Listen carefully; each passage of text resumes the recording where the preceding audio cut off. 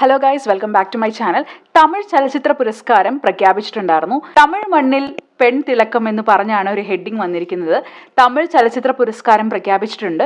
അതിൽ 2016 തൊട്ട് 2021 വരെയുള്ള പുരസ്കാരങ്ങളാണ്.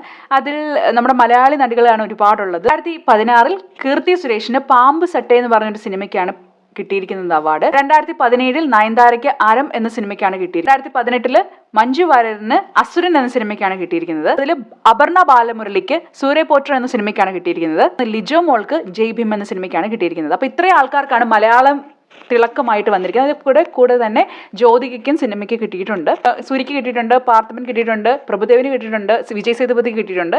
ഏതായാലും പെൺ തിളക്കം പോലെ ഇത്രയും ആൾക്കാർക്കാണ്, മലയാളി തിളക്കമാണ് ശരിക്കും പറഞ്ഞാൽ തമിഴ് മണ്ണിൽ പെൺ തിളക്കം എന്ന് പറയുന്ന ഒരു ഹെഡിങ് തന്നെ സ്യൂട്ടബിൾ ആണ്. തമിഴ് പ്രഖ്യാപിച്ചപ്പോൾ ഇത്രയും മലയാളി നടികൾക്ക് ആ പുരസ്കാരം കിട്ടി എന്ന് പറയുന്നത് നമുക്ക് അഭിമാനിക്കാവുന്നതാണ്. മലയാളി നമുക്ക് അഭിമാനിക്കാവുന്നതാണ്. 2016 മുതൽ 2021 വരെയുള്ളൂ.